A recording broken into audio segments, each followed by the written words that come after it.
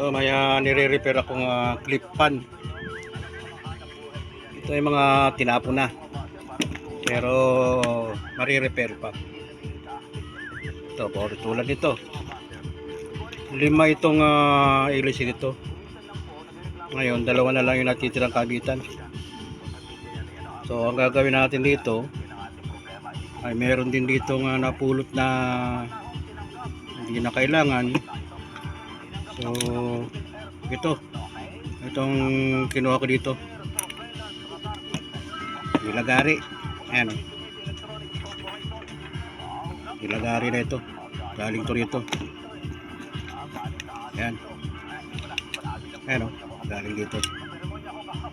So, ito ay kakabit natin dito. Para maging 5. Maging 5 uli siya. Ayan. Ito ay mga tinapon na. So, mare-repair pa ito. Kailangan itong ibutas dito para maikabit.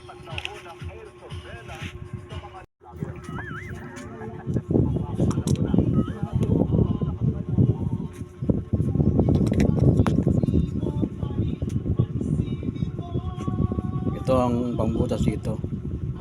Soldering iron. Pag naibutas yan, ito ang lalagyan natin dito. Yung kinuha rito, lagarin.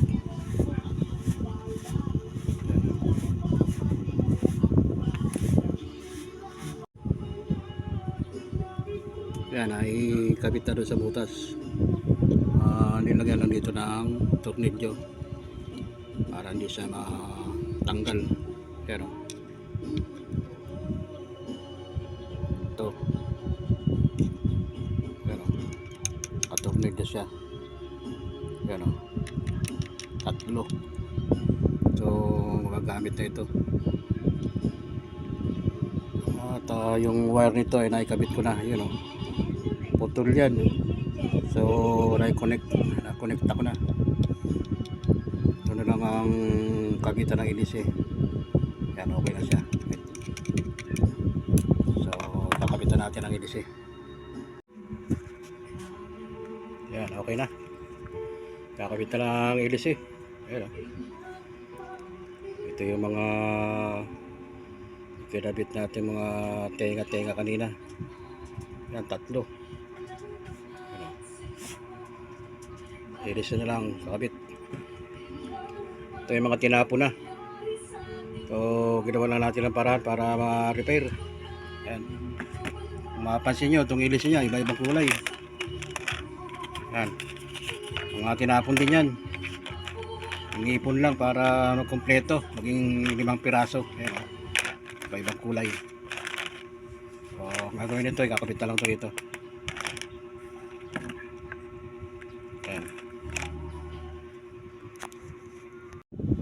Ayan, okay na, nakabit na hélice. Testingin natin ha.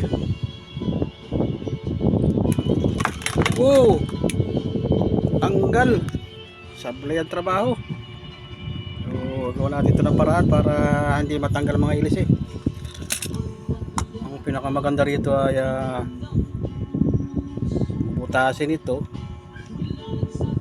lagyan ng tornilyo, sablay. Kailangan lagyan ng tornilyo para hindi magtanggalan itong mga propeller, hélice. Ayan. So yan ang naging solusyon para di magtanggalan itong mga hélice. Yan, yung mga tornilyo na. Pero ilagay ko na lahat ng tornilyo. So testingin natin. Yun. Wow, ang lakas. Okay na. Ayan.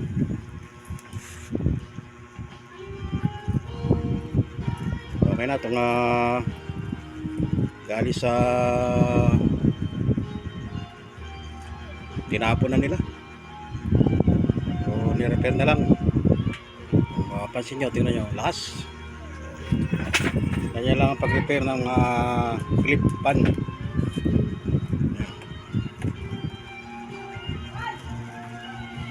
galing sa mga itinapon na, mga recycle. Ayan o, mapapansin nyo ang ilis niya, iba't ibang kulay. Pwede nga lang 7 kulay para kulay rainbow. Ang ganda oh, ibang kulay ang ganda niya, lalo pag naging 7 piraso yan, kulay rainbow. Ayan o, lakas.